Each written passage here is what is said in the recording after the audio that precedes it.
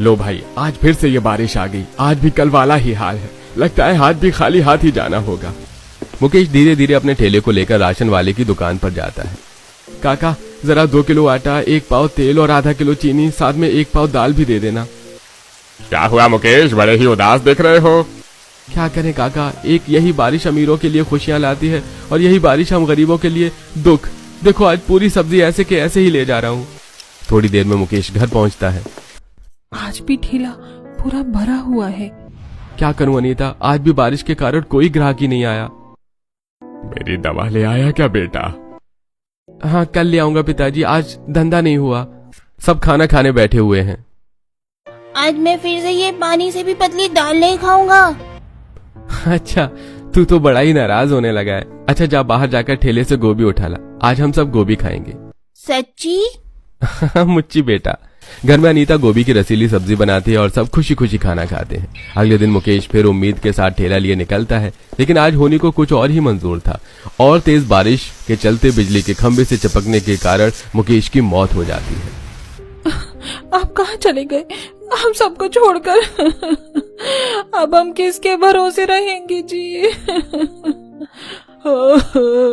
हमारा तो बुढ़ापे का सहारा ही छिन गया। अब हमारा क्या ही होगा प्रभु? प्रभु, ये तूने क्या किया? अब इस बुढ़ापे में तो हम कहीं भी काम करने लायक भी नहीं है। अगले ही दिन से घर में खाने की दिक्कतें होने लगती हैं और अनीता अब नहीं समझ पाती कि वो क्या करे।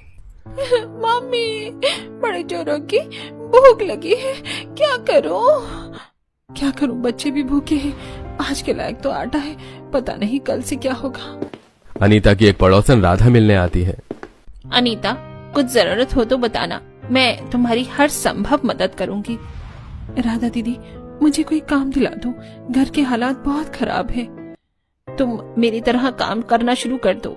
तुम कहो तो मैं कहीं बात करूं? ठीक है दीदी, आप बात करना। दाल का डिब्बा खाली देखकर अनीता घर में पड़ी सब्जी में से आलू गोभी निकालकर बना लेती है, जिसे देखकर कल्याणी और राजेंद्र रोने लगते हैं। अब ये आलू गोभी हमसे तो नहीं खाई जाएगी, ये सब्जियां किसी को बांट दे। हिम्मत से काम लो कल्याणी, घर में अब कोई भी कमाने वाला नहीं है। कहीं ये सब्जियां भी किसी को दे दी तो हमारे साथ साथ बच्चे भी भूखे मर जाएंगे। पिताजी, मैंने राधा दीदी से बात कर ली है, कल वो मुझे कहीं काम दिलाने जाएंगी।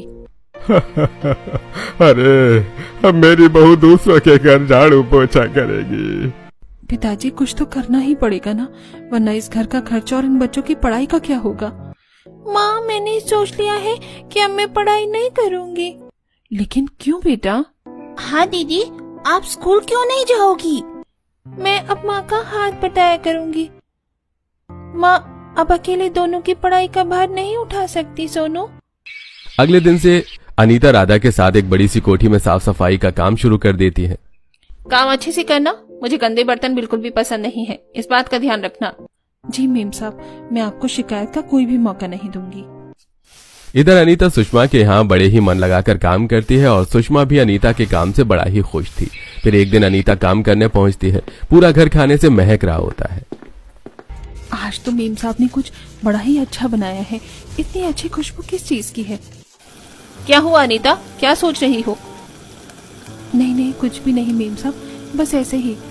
तभी अनीता देखती है कि सुषमा ने चावल में फूल गोभी डालकर कुछ बढ़िया डिश तैयार की है। ये तो देखने में बड़ी ही अच्छी लग रही है, आज ही घर जाकर बनाऊंगी। जाते समय सुषमा अनीता को थोड़ी सी गोभी बिरयानी बच्चों के खाने के लिए देती है। अनीता खुशी खुशी घर आती है। दरवाजे पर ही बेटा सोनू इंतजार कर रहा होता है। माँ, मुझे पैसे दो ना, मैं बाजार से कुछ चीज खाऊंगा।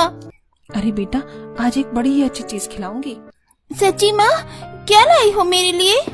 अनीता अंदर आकर गोभी बिरयानी अपने दोनों बच्चों को खिलाती है। बच्चे खुशी से उछल पड़ते हैं। माँ, हमारे घर इतना सारा गोभी रखी है, क्यों ना हम इसे अपने घर पर भी